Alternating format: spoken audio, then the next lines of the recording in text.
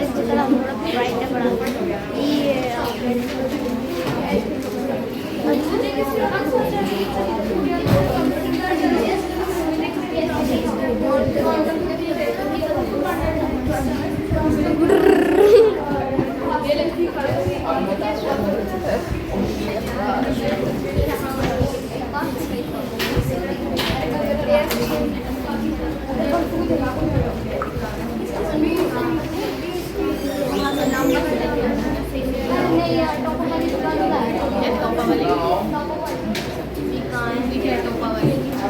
On है ना? चलो, लैंडस्लाइड के बारे में बताया गया है। That is massive landslide has occurred on national highway 22, जिसमें 200 मीटर की रोड हिमाचल प्रदेश में उसके ऊपर लैंडस्लाइड आ गई, वो पूरी तरीके से ढक गई थी। Now there is mitigation mechanism. Advancement in scientific techniques has empowered us to understand what factors cause landslide. यानी कि लैंडस्लाइड क्यों होती है माउंटेनियस रीजन में? सर होता है जब हम ज़्यादा सो देखिए लैंडस्लाइड क्यों होती है? That is hazard mapping to locate area prone to landslide, hence such area can be avoided. इसके लिए कुछ एडवांसमेंट हुआ है, यानी हम मिटिगेट का मतलब है कि किसी चीज़ से लुका छिपी का खेल। तो हम कैसे लैंडस्लाइड से लोगों को मरने से बचाएं? पहले ये पता करो कि किस जगह की ज़मीन दरकती है, खिसकती है, वहाँ पर फिर लोगों को बताओ कि सेटलमेंट ना करें, या वहाँ सेटलमेंट अगर है भी तो उस सेटलमेंट को क्या किया जाए, शिफ्ट किया जाए, नहीं तो फिर कभी ना कभी तो वहाँ लैंडस्लाइड हो ही जाएगी। असल में काफ़ी बड़े-बड़े रूट्स वाले ट्रीज भी लगाने चाहिए क्योंकि वो रोक देते हैं लैंडस्लाइड। ये भी बात सही है। कंस्ट्रक्शन ऑफ रिटेंशन वॉल, और दूसरी बात आपने जाल देखा है? जैसे कभी कभी आप जाते हो कैनल से तो जाल लगा हुआ होता है, तो उससे क्या होगा कि अगर लैंडस्लाइड होगी भी तो रिटेंशन है। जो हरिद्वार या ऋषिकेश गए होंगे तो उन्होंने देखा होगा कि वहाँ काफ़ी किनारे किनारे नदियों के किनारे जाल लगा है जिससे पत्थर गिरते नहीं हैं, तो रिटेंशन वाल्स कहते हैं। रिटेंशन वाल में आयरन जाल लगा दिए जाते हैं। हाँ, इंक्रीज द वेजिटेशन, जैसा कि अनमोल कह रहे हैं कि ऐसी जगहों पर जहाँ लैंडस्लाइड ज़्यादा होती है तो वहाँ पे हमको बड़े बड़े पेड़ लगाना चाहिए जो डीप रूटेड हो। ऐसा भी हो सकता है। The surface drainage control works to control the movement of landslide. So surface drainage, अब ऐसे काम करो कि सरफेस से पानी ना गिरे। जैसे कई बार होता है ना, ऊपर ऊपर से पानी गिरेगा तो नीचे नीचे की ज़मीन भी खिसकती चली जाएगी, तो हमें ऐसा काम करना चाहिए so that what surface drainage को कंट्रोल कर देना चाहिए। Now factors of soil formation, क्या आपको मालूम है कि सॉइल फॉर्मेशन किस तरीके से बनता है? कल हमने थोड़ा सा बताया था कि पानी सीपेज हो जाता है रॉक्स के बीच में, फिर रॉक्स का क्या होता है, वो जो पानी है उसके अंदर वो जम जाता है, जमने की वजह से रॉक क्रैक हो जाएंगे, फिर वेदरिंग होगी। तो यही 5 आपके मैपिंग में दिखाए हैं। सॉइल में देखो तो that is factor of soil formation, factors of soil formation. So that is सबसे पहले the major factor of soil formation is the nature of parent rock and climatic factors. Such factors are topography, कई चीज़ें हैं। एक तो तरह तरह के रॉक्स भी होते हैं, कुछ इग्नियस रॉक्स होते हैं और कुछ मेटामॉर्फस रॉक्स होते हैं। क्या आपको मालूम है कि आग्नेय चट्टानें कौन सी होती हैं और अपर रूट चट्टानें कौन सी होती है? इग्नियस रॉक्स का मतलब है कि जो रॉक्स लावा से बने, वॉल्केनो से लावा निकलता है। इग्नियस का मतलब ही है कि it is something from fire, जो इग्नाइट हो जाए, इग्निशन से निकल रहा है ना, तो उससे जो रॉक निकलती हैं वो इग्नियस रॉक्स हैं। और दूसरी क्या होती है, जिनमें ऐसे तुमने रॉक देखे जिसमें मल्टी लेयर होते हो, तो उसको क्या कहते हैं, मेटामॉर्फस रॉक्स। तो 2 तरीके के रॉक्स हैं। अगर आप देखोगे तो आपको लगेगा कि ये कितनी अच्छी रॉक्स हैं। मेटामॉर्फस रॉक्स आपको दिखाते हैं। सो नाउ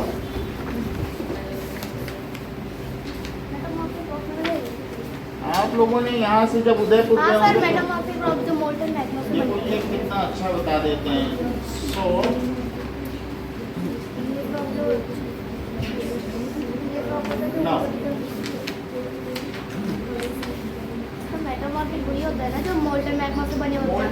लावा से जो बने हैं वो इग्नियस रॉक्स।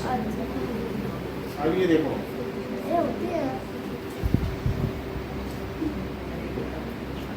मेटामॉर्फस रॉक्स। तो ऐसे में ऐसी चट्टानें आप लोगों ने देखी है जिसमें ये देखो कितनी सुंदर लगती है, देखने से ही दिखाई पड़ रहा है, अलग अलग कलर है, उनमें चेंज होता रहता है, वो एक ही से नहीं बनी है। और ऐसे there are some beautiful rocks having many designs. तो ऐसा डिजाइन आपने देखा होगा रॉक्स में, तो कहीं पर रास्ते में जाते हुए ऐसी चट्टानें जिसमें इस तरीके के हों, तो दैट इज कॉल्ड मेटामॉर्फस रॉक्स। इसका मतलब क्या है, मेटामॉर्फिज्म का क्या मतलब है कि इतना परिवर्तन हो। आपको मालूम है कि हम लोग बंदर से या एप से ह्यूमन बने, मालूम है कि नहीं? तो क्या ये एक मेटामॉर्फिज्म नहीं है? कब बंदर का चेहरा देखो और हमारा अचानक बहुत ज़्यादा परिवर्तन हो जाना मेटामॉर्फिज्म कहलाता है। तो जिस रॉक में लगातार बहुत ज़्यादा परिवर्तन होता हो उस रॉक को क्या कहते हैं? मेटामॉर्फस रॉक्स। और एक जो एक जैसी ही रहे उन्हें क्या कहेंगे? Igneous rocks. तो अब यहाँ पर ये बताया गया है कि दो तरीके की रॉक्स हैं, वो सब उसमें रखी हैं, हम दिखा देंगे तो डिस्प्ले में। मेटामॉर्फस रॉक्स भी रखी हैं, रॉक्स एंड मिनरल्स हैं, तो वो दिखा दी जाएंगी, लेकिन हमने आपको इसमें दिखा भी दिया है। चलिए अब आप देखें, सबसे पहले क्या होगा कि on what factor does this depends.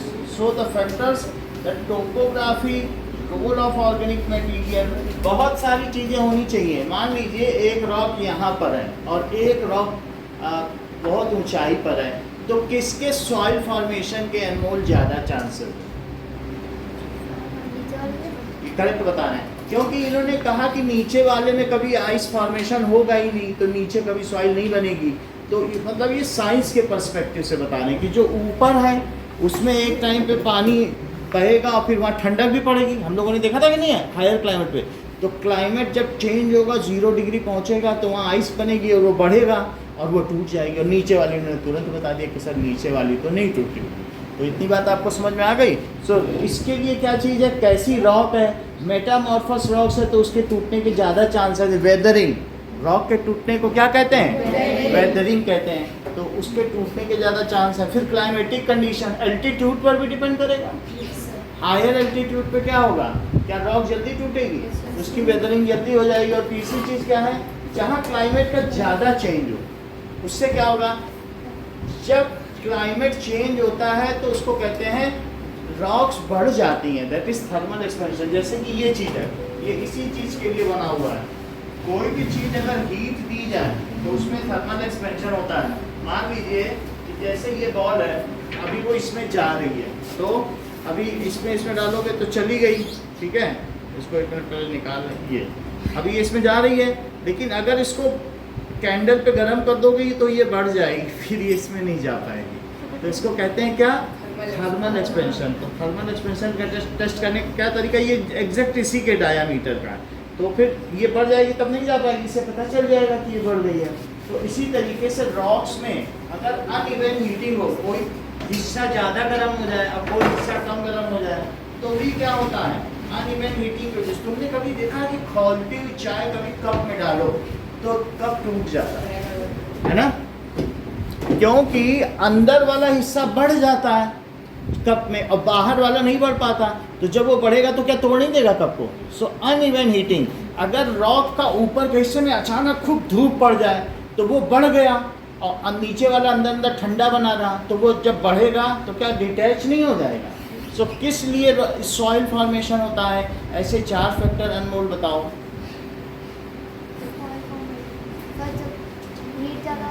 और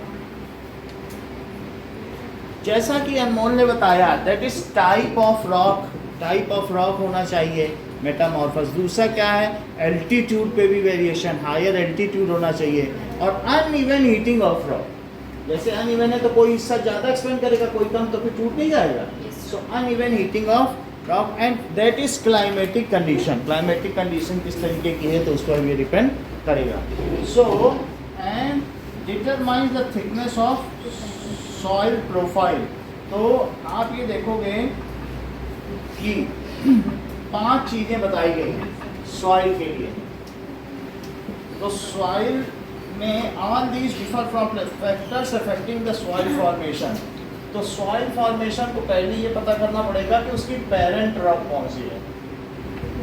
पेरेंट रॉक किस तरीके की है, जैसे कि इग्नियस है, इग्नियस का मतलब आग्नेय चट्टानें, और या फिर क्या है मेटामॉर्फिक। तो मैं आपको इग्नियस भी बता दूं, उस तरीके की काली चट्टानें होती हैं। Let us see how the igneous rock look like. So जिससे थोड़ा सा आपको igneous rock, According to Wikipedia, igneous rock or magmatic rock is one of the three main rock types, the others being sedimentary and metamorphic. ये लावा से बनी है।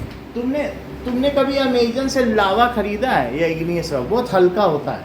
इस तरीके के जो होंगे वो कैसे होंगे, लावा जम जाता है, इसके बीच में एयर रह जाती हैं। और एक होती है sedimentary rocks. Ayushi sedimentary rocks कौन सी होती है? सेडिमेंट्स यानी जो नदी में सेडिमेंट्स लाया, कहीं उस पर कुछ ज़्यादा हलचल नहीं, पानी नहीं पड़ा तो धीरे धीरे वो भी जम जाएगी। तो उस तरीके के कहीं के सेडिमेंट्स अगर जम जाए तो उसको क्या कहेंगे, सेडिमेंट्री रॉक्स। लेट अस सी sedimentary rocks.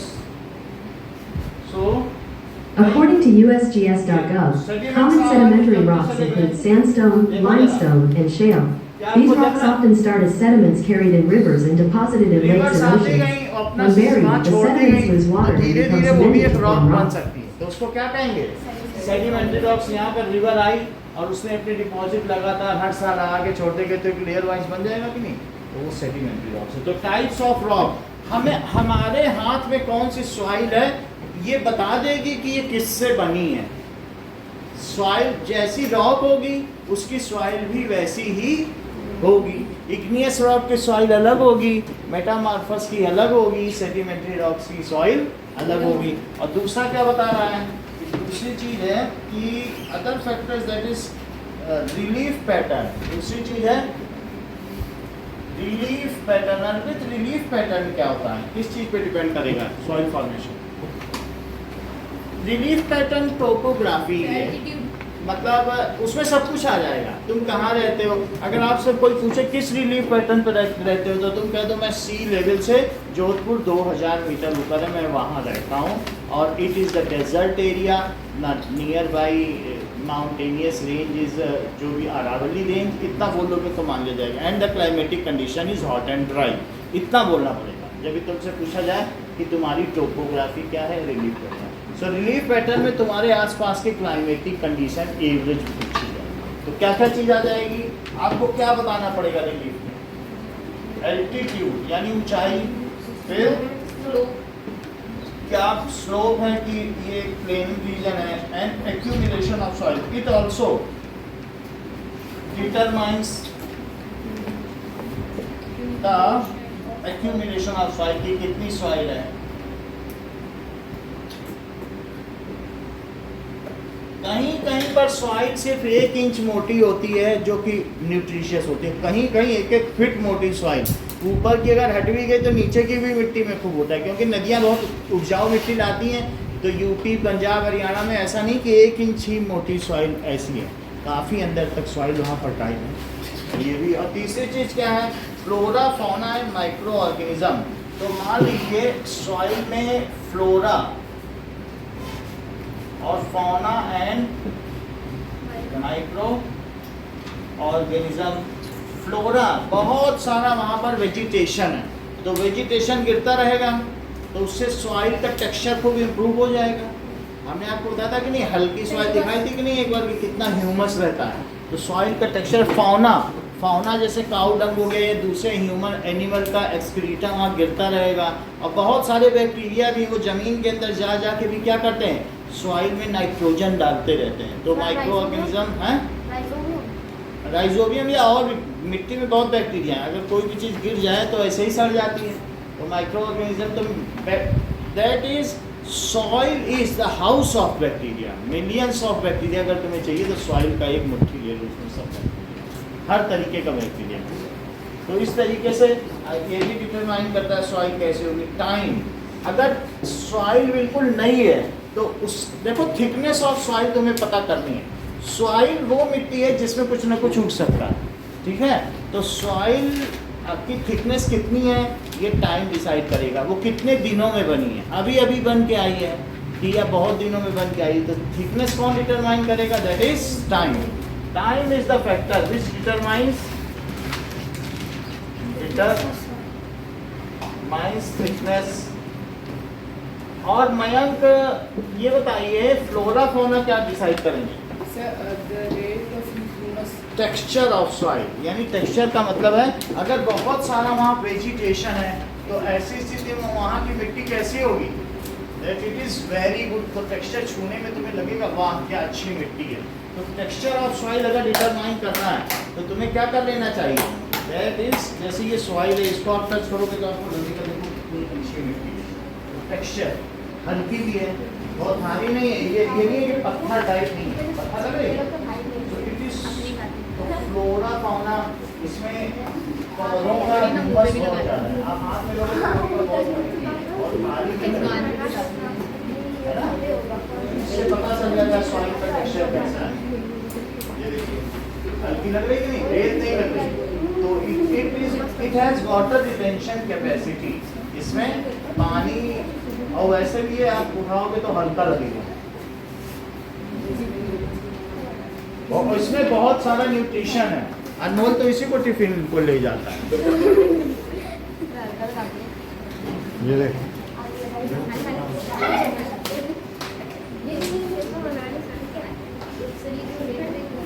रेत नहीं उठा के देखो, रेत होने से ये इसको ऐसे उठाओ कि टिफिन नहीं, रेत तो बहुत ज़्यादा होगा।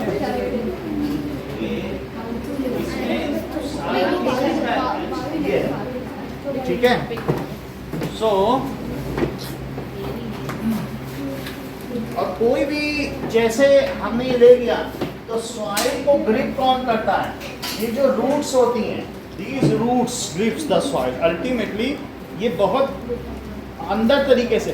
तो ऐसे में अगर पानी बरसेगा तो बोलो क्या वो सॉइल कहीं निकल के जा पाएगी कि नहीं निकल के जा पाएगी? अगर रूट इतना अंदर तक जहाँ रूट हो, इन दैट केस क्या होगा बताइए? सो सॉइल को ग्रिप करके रखेंगी और उसका क्या होगा? दैट इज इरोजन नहीं होगा। तो सॉइल के इरोजन को कौन बचाएगा? That is roots. तो रूट्स बहुत अंदर तक होंगी and they will save it from soil erosion. जैसा कि ये तो ये देख लो रूट्स कितने अंदर तक जाती हैं।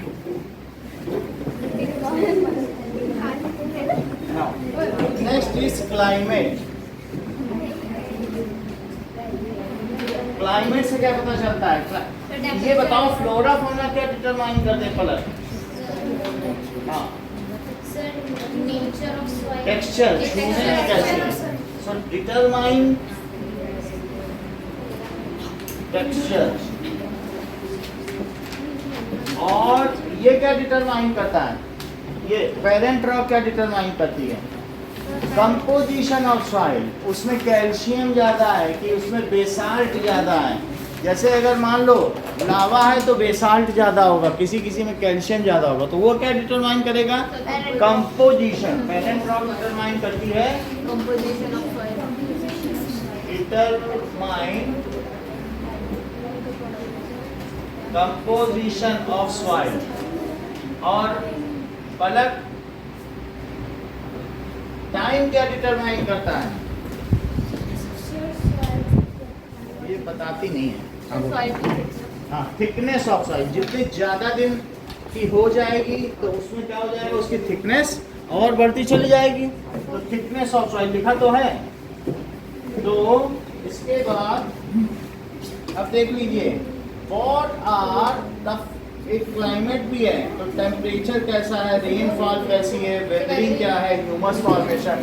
सो क्लाइमेट में रेनफॉल आ जाएगा। और दूसरा कौन है? बात नहीं करो। रेनफॉल आ जाएगा, बात नहीं करो। टेम्परेचर, ठीक है, रेनफॉल, टेम्परेचर, ये सारी चीज़ें आ जाएंगी। तो अगर क्लाइमेट कैसा है उसके बेसिस पर ये चीज़ बताएगा कि अमाउंट ऑफ ह्यूमस। तो ऐसे कौन से 5 फैक्टर हैं जो सॉइल के डिटर्मिनेशन को प्रभावित करते हैं? Which are the determiners? और और parent top,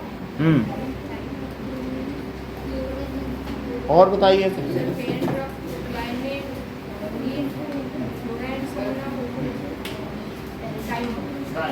So these are the 5 various factors.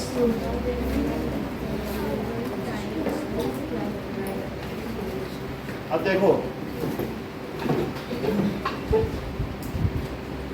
यहाँ पर दिखाया गया है कि सॉइल प्रोफाइल हमने पहले भी दिखाया, आप फिर से देख लें एक बार।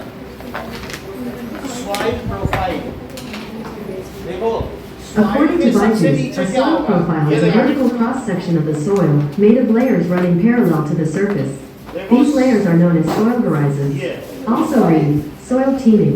The soil is arranged in layers or horizons during its formation. देखो सबसे नीचे इसमें क्या है, स्टोन होगा, फिर उसके ऊपर थोड़ा कोर्स ग्रेवल होगा, फिर उसके ऊपर फाइन ग्रेवल होगा, और फिर उसके ऊपर सैंड होगी, और फिर उसके ऊपर ह्यूमस होगा। तो सॉइल प्रोफाइल में क्या क्या चीज आ जाएगी? सबसे नीचे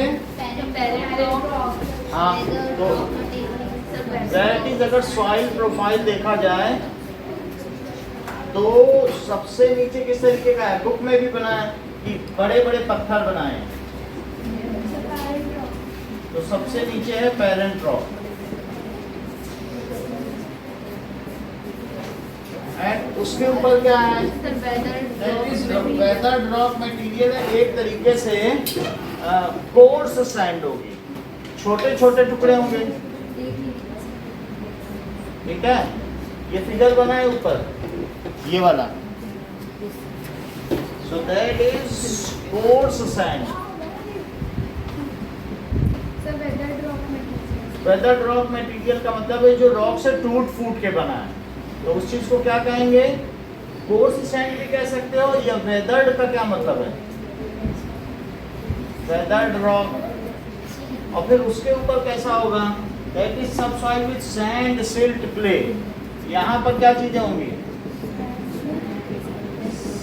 सैंड भी होगा, सैंड तो जानते हो ना, अब क्ले बहुत फाइन होती है, और उसी में जो नदी लाती है वो सिल्ट होती है, तो इन सब में क्या होगा बताओ, सैंड, सिल्ट एंड क्ले। और सबसे ऊपर क्या होगा, यहाँ पर ह्यूमस होगा, और उसी में वेजिटेशन भी होगा। जैसे मैंने रूट्स दिखाए, तो रूट्स यहाँ तक होंगे कि नहीं सारे, वो ह्यूमस को पकड़ के रखेंगे। So that is humus, and with humus and vegetation. Mansi कितने इंच तक ह्यूमस या वेजिटेशन पे आ जाएगा? चलो अच्छी बात है। अब आगे देखिए, next is degradation of soil and conservation measures. So degradation of soil, there are the natural factors or the human factors responsible for degradation of soil. So मिट्टी खराब हो जाए कहीं की, तो इसके लिए ह्यूमन फैक्टर्स भी हैं, क्योंकि हम कई बार इंडस्ट्री लगाएंगे, अपना ड्रेनेज वहीं पे गिरा देंगे, तो ये डिग्रेडेशन है। और कई बार नेचर की वजह से भी बाढ़ आ गई, कहीं कुछ हो गया, ड्रॉट आ गया, तो सॉइल खराब हो जाएगी, सब उसके माइक्रो ऑर्गेनिज्म, अर्थवर्म मर जाएंगे, तो उसका टेक्सचर इंप्रूव रहेगा नहीं रहेगा ना। तो अब देखिए, so degradation of soil, degradation of soil and उसको प्रिवेंशन मेजर्स क्या है, उसको कैसे प्रिवेंशन करें, डिग्रेडेशन से कैसे बचाएं। So degradation of soil take place,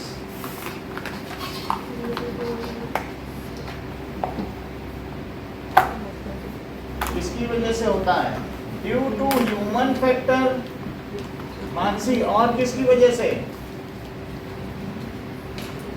and आपसे समझ नहीं क्या जरूरत होता, नेचुरल फैक्टर्स। कितना तो समझाया अभी किस तरीके से, नहीं सुन रहे। सो दैट इज इनकी वजह से होता है. Factors which lead to soil that is soil degradation. और 5 क्या फैक्टर है now Jasmita? Sir deforestation, overgrazing, बहुत अच्छा. Sir no overuse, for drought. So other factors, मान लो जंगल हटा दिए, डिफॉरेस्टेशन, जंगल हटा दिए, over grazing, sir overuse chemical fertiliser. Grazing. अगर मान लो आपने एक समय ऐसा था कि मैनचेस्टर में 5 फसलें उगाता था अमेरिका साल में, हम यहाँ 2 उगाते हैं रबी खरीफ, वो 5 खूब सारा फर्टिलाइजर डालता था इतनी, और उसको कहा जाता था धान का कटोरा. और फिर उसने इतना फर्टिलाइजर डाला कि एक समय उसकी ज़मीन के सारे माइक्रो ऑर्गेनिज्म मर गए, उसकी ज़मीन रेत में बदल गई. और पहले मैनचेस्टर वो क्या कहते हैं वहाँ का कोई दूसरा था, मैनचेस्टर तो नहीं, मैनचेस्टर तो इंग्लैंड में है, एक कोई वहाँ का था अमेरिका का शहर. तो वहाँ पर लोग किसानों के पास 8-8 मंजिला इमारत हो गई, इतना पैसा हो गया. और फिर जैसे ही वो ज़मीन रेत बनी तो रेत के गुबार ऐसे उड़े, रेत बन गई सेम, आंधियाँ चली तो ऐसी रेत उड़ी कि 8वें मंजिल तक रेत पहुंच गई. और आज वही शहर भूतों का शहर कहलाता है, क्योंकि सारे लोग भाग के चले गए. आज तक वो जमीन बंजरी है. क्यों हुआ ये? क्योंकि ओवर यूज ऑफ फर्टिलाइजर. अगर आप ज़्यादा फर्टिलाइजर डालोगे तो सारे डिकम्पोजर्स और माइक्रो ऑर्गेनिज्म मर जाएंगे, अर्थवॉर्म मर जाएंगे, फिर आपकी ज़मीन को कौन बचाएगा? तो इस तरीके से जैसा कि जस्मिता ने बताया कि ओवर यूज ऑफ फर्टिलाइजर, इनको इतना कैसे पता है लेकिन, ठीक है. Now rain wash.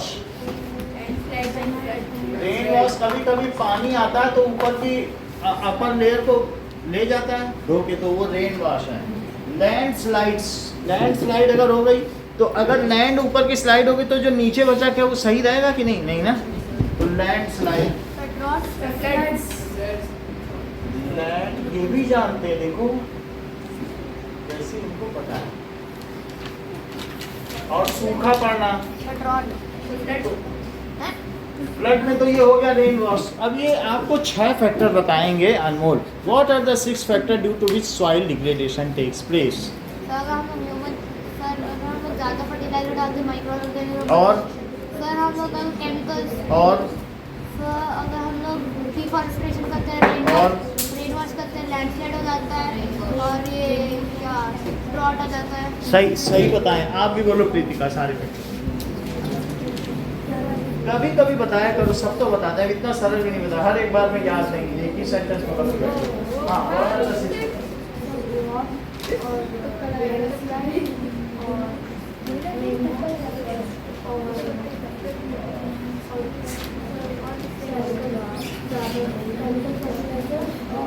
Over use of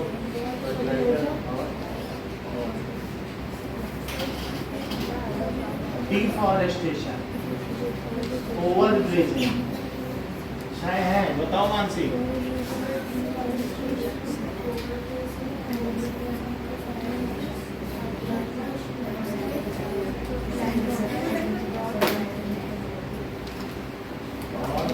ठीक है. और इसके अलावा there are some human factors as well as there are some natural cause. तो ये नीचे डिफॉरेस्टेशन हमारी वजह से, और बाकी है इसके अलावा over use of fertilisers, chemical fertiliser भी हमारी वजह से. तो सम प्रिवेंटिव मेजर्स क्या हो सकते हैं बताओ?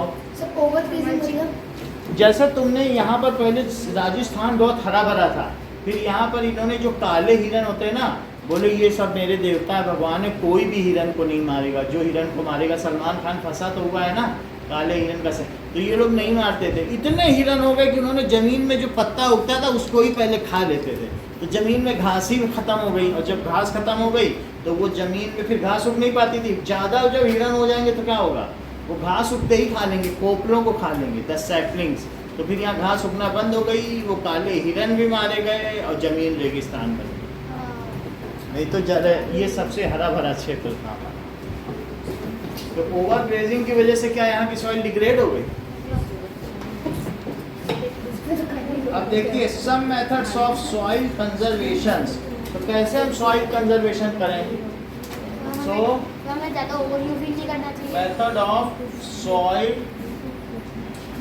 कंजर्वेशन, अगर तुम एक इस तरीके से एक प्लेट लो और उसमें पानी यहाँ से डालो, सॉइल भरी हो इसमें, तो आप क्या देखोगे, क्या इसमें से मिट्टी बहते बहते यहाँ बह जाएगी? Yes sir. मिट्टी बह जाएगी। और अगर इसी में ग्रास उगा लो तो वो नहीं बहेगी रूट्स की वजह से।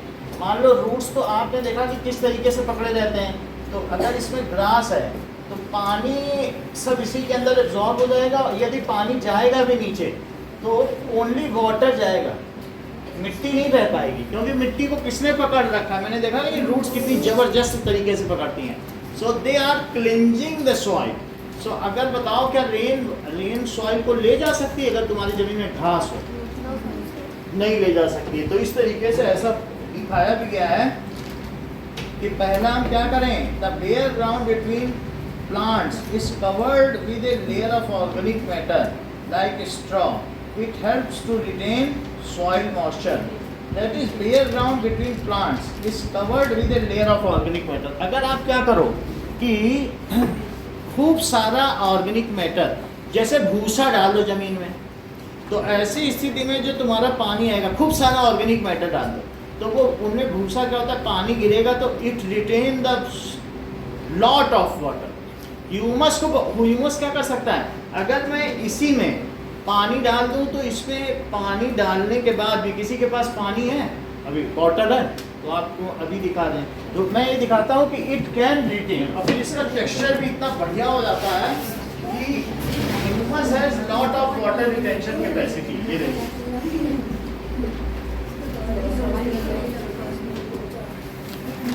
सो जितना ह्यूमस आपने मिला दिया और फिर आपको लगेगा ये गीली नहीं है, मैंने इसमें पानी डाल दिया और फिर इसी को मिलाने के बाद आपको लगेगा ये तो सॉइल का टेक्सचर इम्प्रूव हो गया, थोड़ी देर लगेगी और फिर उसके बाद, ठीक है,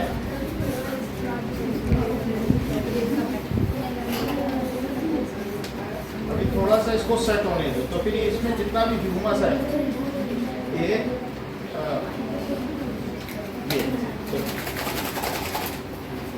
तो ये इसका टेक्सचर इंप्रूव हो जाता है, ये कहीं जाता नहीं है, आपको ये भी नहीं लगेगा कि मॉइस्ट है, लगेगा ये बहुत बढ़िया टेक्सचर हो गया। तो उस ऐसे में अब इस मिट्टी को छुओ जरा,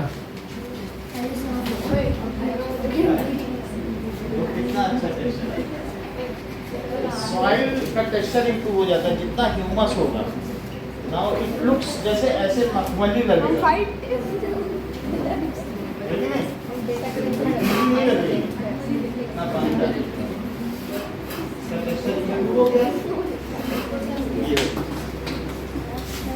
थोड़ी थोड़ी तो नरम हो गई, नरम हो जाएगी। और साथ में अगर लॉट ऑफ ह्यूमस है तो वो क्या करेगा, पानी गिरता जाएगा और परकोलेट हो जाएगा। और सिर्फ मिट्टी है तो क्या होगा, रेत रह जाएगा पानी और रेत भी चली जाएगी। तो पहला क्वेश्चन क्या कहा गया इसमें, मल्चिंग कर दो, तुम्हारे खेत में जितना भूसा है उसको मल्च करो। मल्च समझते हो कि अपसाइड सॉइल इन, जो इन साइड सॉइल रहता है, मल्चिंग जानते हो ना, ऐसे घुमाना, तो जब ऐसे घुमाओगे तो नीचे की मिट्टी ऊपर और भूसा सारा मिक्स हो जाएगा। तो तुम्हारी ज़मीन में क्या होगा, अगर तुमने प्लांटेशन कर रखा है, माउंटेन में प्लांटेशन है, तो उनके बीच की ज़मीन क्या हो जाएगी, मल्च होने से उसमें ह्यूमस हुआ जाएगा। तो अगर बहुत सारे पत्ते पत्तियां गार्डन में हो तो वहाँ से पानी कहीं नहीं जाता, मिट्टी कहीं नहीं जा सकती, ह्यूमस में है तो उसी में रहेगी। समझ में आ गई बात कि नहीं? ऑर्गेनिक मैटर पकड़ के रखता है, सिर्फ रूट्स ही नहीं पकड़ के रखती हैं, रूट से तो ऑर्गेनिक मैटर बनता है। तो पहला प्रोसेस क्या होता है, मल्च का मतलब क्या होता है कि मिट्टी को अलटना पलटना। तो फर्स्ट प्रोसेस इज, और ये जो मैंने बताया ये क्या है, soil profile.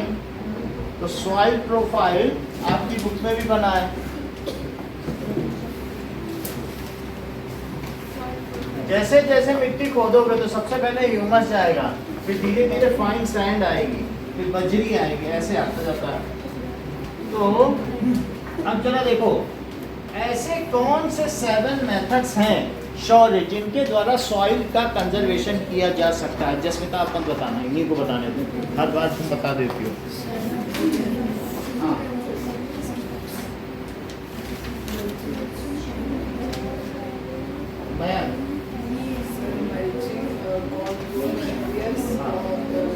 Contour barrier. Contour barrier क्या होता है? कंटूर बैरियर से कुछ समझती हो आयुषी? कभी तुम जब कंटूर फार्मिंग जाती हो, कभी केरला या वहाँ पर गई हो कि यहाँ पर ऐसे टेरेस फार्मिंग टाइप होती है, कंटूर्स बनाते हैं, ऐसे सीढ़ी घुमाती है, ठीक है, ऐसा देखा है ना? तो इसमें क्या होता है कि stones, grass, soil are used to build barriers. इसमें कंटूर का मतलब है कि trenches are made in front of barriers to collect water. कुछ और भी चीज़ें, कंटूर का मतलब है पत्थर लगा देना। जैसे पत्थर आपने लगा दिया तो मिट्टी नहीं जाएगी, और अगर मिट्टी नहीं जाएगी तो आगे गड्ढा खोद दो तो मिट्टी उसी में गिर जाएगी गड्ढे में। ट्रेंच का क्या मतलब है? तो आपकी मिट्टी बह नहीं सकती, तो उसी ट्रेंच में इकट्ठी हो जाएगी। अगर मान लीजिए स्लोपी ग्राउंड है तो मिट्टी को रेस्ट करो। तीसरा क्या बताया आपने देवव्रत? क्या था? Rock dam.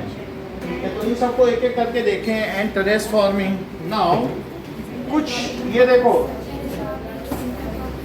कुछ यहाँ पर है कंटूर प्लोइंग। मैं आपको दिखाऊं what does it mean by contour ploughing. So जैसे ये देखो, मान लीजिए कंजर्वेशन, तो मेथड ऑफ सॉइल कंजर्वेशन में सबसे पहले मल्चिंग। मल्चिंग में अर्पित क्या करते हैं? देखो मल्चिंग में that is the organic matter like straw, भूसे को मिट्टी में अच्छे से मिला दिया जाता है जिससे आपकी मिट्टी रिच हो जाती है। समझ में आ गई बात आपको? सो ऑर्गेनिक मैटर, कौन कौन से organic matter? Example farm waste. Farm waste पराली नहीं होता है, जैसे लोग जला देते हैं पंजाब में पराली, तो फार्म वेस्ट हुआ, या is well mixed with soil. तो फिर क्या होगा?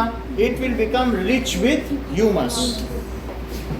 It will be rich.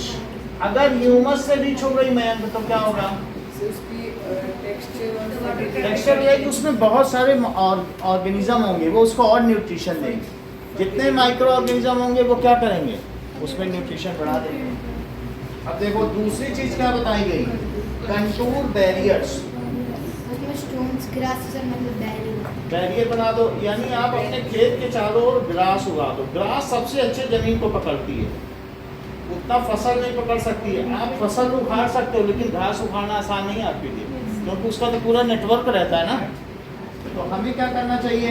मान लीजिए ये देखो कि आपकी ये स्लोपी लैंड है, तो स्लोपी लैंड में आपने यहाँ फसल कर रखी है, तो फसल करने के बाद यहाँ पर अगर तो आपने ग्रास उगा दी, तो ये आपका खेत इस तरीके से है, तो एक इस तरीके से प्लेन खेत आपने बना लिया, और उसमें आप क्या करते हैं बताइए? ग्रास लगा दें या पत्थर लगा दें, और फिर पत्थर लगाने के बाद फिर आगे ट्रेंच भी खोद दें। ट्रेंच खोदने में क्या होगा बताइए? अगर कुछ इसमें से आएगा तो ये दैट मीन्स अगर स्लोपी लैंड है और उसमें आपने थोड़ा कुछ किया है और आप सोचे कि मेरी मिट्टी चली जाएगी, तो उसके आगे घास लगा दो। माउंटेन्स में स्लोप में थोड़ा सा पहले आप प्लेन करोगे, वहाँ कुछ भी उगाओ, घास लगा दिया, पत्थर लगा दिया और आगे गड्ढा खोद दिया, तो वो मिट्टी जाएगी तो उसी में इकट्ठा हो। ट्री भी तो काम कर लेंगे। हैं? तो ट्री भी तो इतना कुछ काम करते हैं। ट्रीज भी है। ट्रीज क्या हो सकते हैं? वो उस पर सॉइल पे लोड आ जाता है तो वो तोड़ देंगे ट्रीज, है ना? जरा सा झुके नहीं कि वो मिट्टी पूरी उखाड़ ले जाएंगे।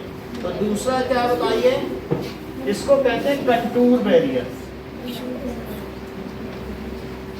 सो दो चीजें हैं, एक कंटूर बैरियर है और एक कंटूर फार्मिंग। दोनों में क्या अंतर है? दैट इज कंटूर ग्रोइंग, ये बात सही है। That is stone grass, stone grass soil are used to build barriers. मिट्टी की भी मेड़ बना दी जाती है। मिट्टी रख के क्या होता है? गीली मिट्टी से मेड़ बना दी। सॉइल इज यूज्ड टू, ठीक है, बिल्ड बैरियर्स।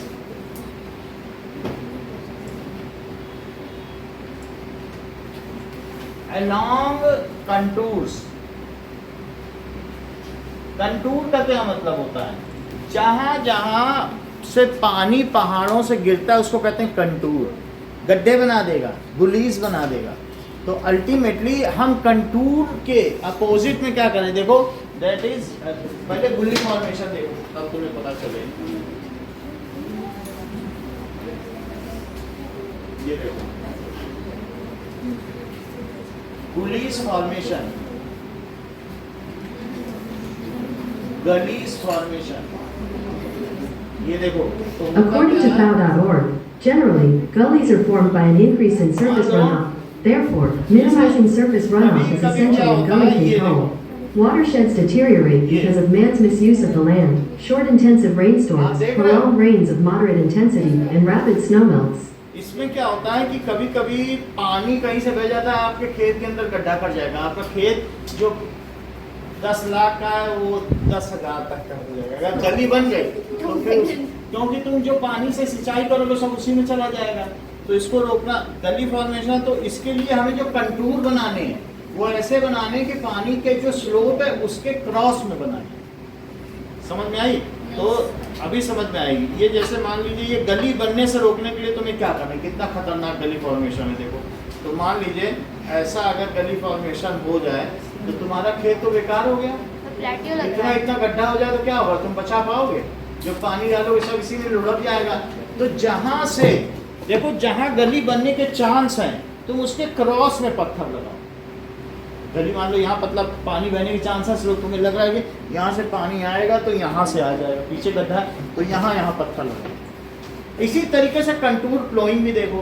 तुमको कंटूर प्लोइंग किस तरीके से, जरा देखिए तो खेती का उसी के क्रॉस में करनी है। ये देखिए contour ploughing. So how it looks like. मान लीजिए ये ऐसे में बोलो पानी कभी भी इधर उधर जा पाएगा? स्लोप के क्रॉस में। ये देखो ये जैसे स्लोप है ना पहाड़ों का, तो एक तरफ स्लोप है, या तुम ऊपर का ही स्लोप देख लो। ये स्लोप दिख रहा है ऊपर वाला। तो बोलो कैसे यहाँ पर इन्होंने की है? अच्छी है। अच्छी नहीं की है, अच्छी फीलिंग नहीं पूछा जा रहा है। ठीक है, ये देखो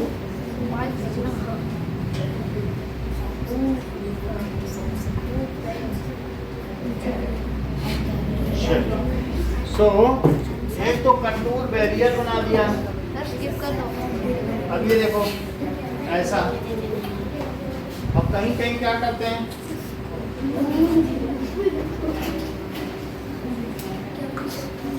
ये इस तरीके से कंटूर फ्लोइंग किया जाता है। कहीं और देखो पहाड़ों में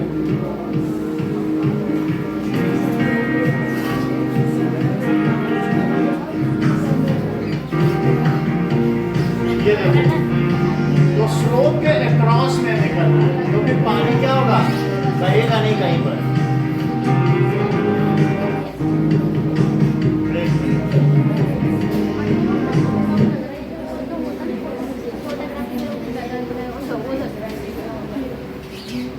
What does it mean by contour?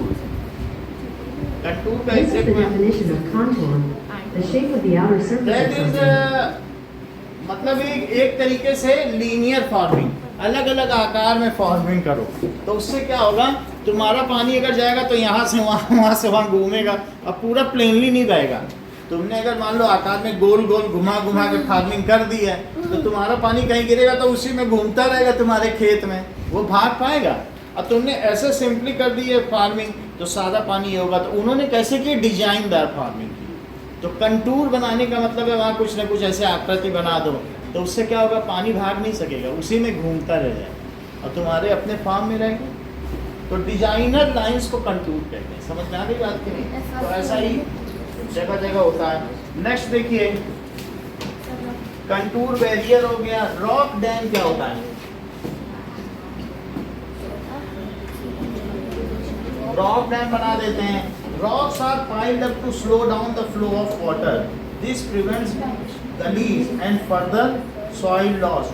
Piled up to slow down. अगर मान लो तुमने गली देखा अभी जो मैंने गली दिखाया, उसी में अगर तुम बहुत सारे पत्थर डाल लो तो उससे आगे गली और गहरी होगी कि नहीं?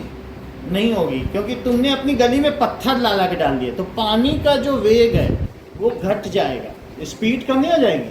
तो अगर तुम पत्थर डाल दो सो इट विल, ऐसा भी हो सकता है कि अभी एक और भी चीज़ दिखाते हैं आपको कि कई जगह क्या करते हैं। ये देखो,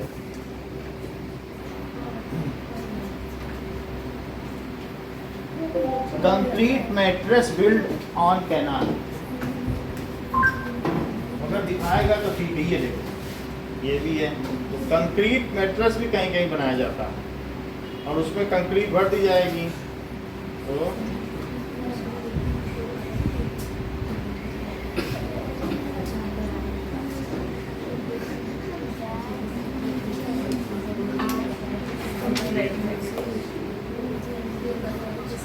ये देख लीजिए,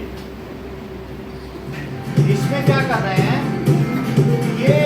ये मैट्रेस है, इसमें कंक्रीट डालेंगे तो कंक्रीट भर जाएगी अपने, समझो अंदर हॉलो है और पाइप से कंक्रीट भर देंगे, बिल्कुल ये डिजाइन बन गया। देखो आपको दिखाते हैं, ये फूलता जा रहा है कि नहीं, ये देखो इसमें क्या बन रहा है, कंक्रीट, तो धीरे धीरे फूल जाएगा। तो इससे भी क्या बचाया जा सकता है।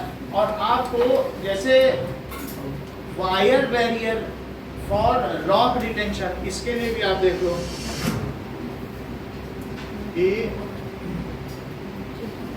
वायर बैरियर फॉर रॉक्स, देखो वायर According to बैरियर क्या होता है, Geosolutions, ये A, आपने देखा rock जब form wire, होगा, otherwise known as poultry netting, is welded wire commonly used in construction to build berms for slope stability, erosion protection, and sediment control.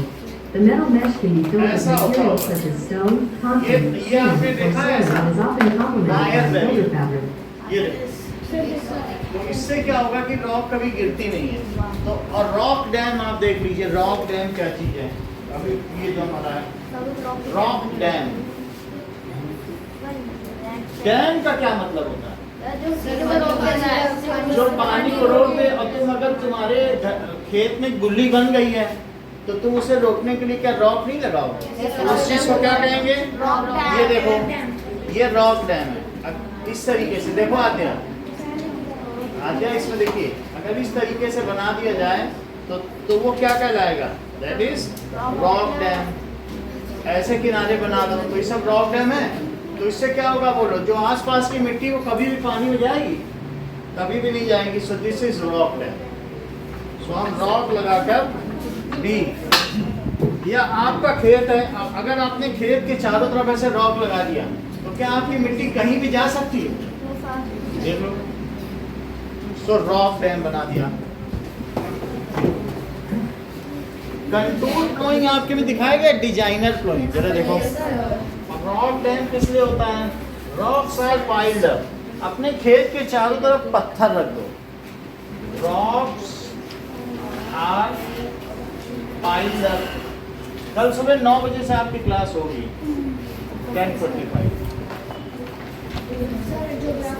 Geography होगी तो 2 चैप्टर करा देंगे इसी के। ओके, रॉक डैम हो गया तो flow the water, piled up to stop flow of water. और चौथी चीज क्या है, टेरेस फार्मिंग। टेरेस का क्या मतलब होता है, सीढ़ी नुमा खेत, लेयर टाइप बनाई होती हाँ, है। तो सीढ़ी नुमा खेत। Now see the terrace farming. ऐसा आसाम में जहाँ चाय के बागान होते हैं मोस्टली टेरेस फार्मिंग होती है, पहाड़ी इलाके। हाँ, ये देखिए जापान में सबसे ज़्यादा होता है टेरेस फार्मिंग।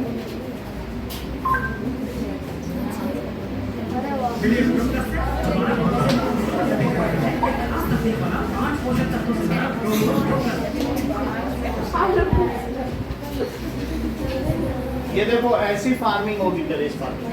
तो माउंटेन्स पे है लेकिन आराम से हो रही कि नहीं, सीढ़ी टाइप, और उसके आगे रॉक बना दिया है, गैप दे दिया। ताकि पानी निकल सके। It is kind of terrace farming.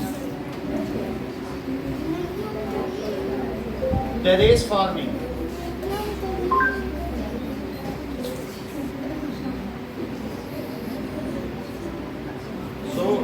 ये भी एक टेरेस फार्मिंग। ये देखो ऐसे होता है नहीं?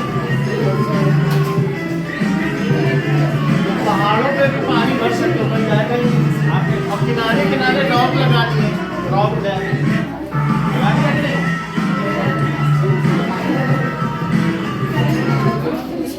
So that is the broad flat steps or terrace are made on the, समझिए, flat steps are made on slopes. तो फ्लैट अगर स्टेप्स बना दोगे and rock dams are made, then you can make farming. Mountain को भी farming के लिए use किया जा सकता है।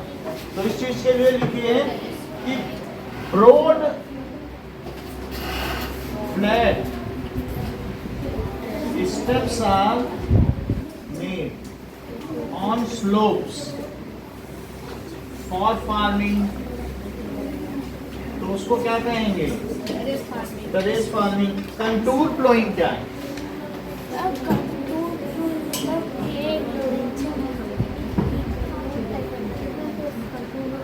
कंटूर प्लोइंग का मतलब है ploughing parallel to contour of a hill slope to form a natural barrier for water flowing parallel to contours of hill slope। Sir intercropping आप ना करें, सर इंटरक्रॉपिंग छूट गया। वो कर देते हैं।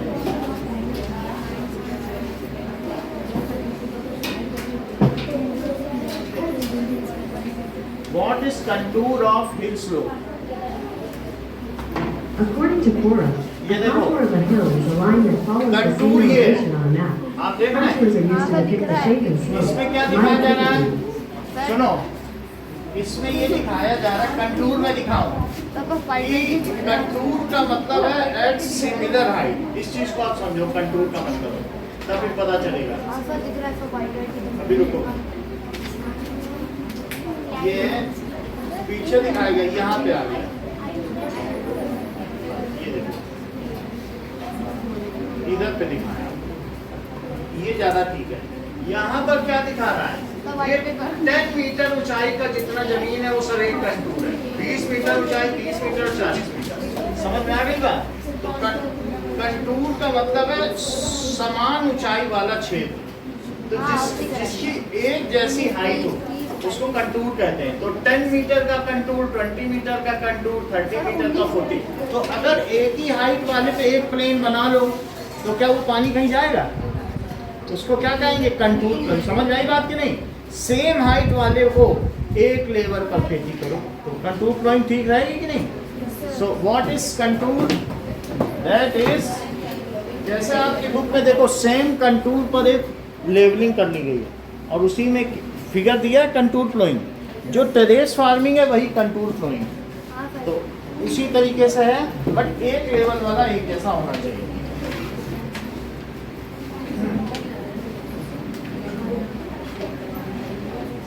नाउ एक इंटरक्रॉपिंग है, 3 रह गए, इसको कल करेंगे।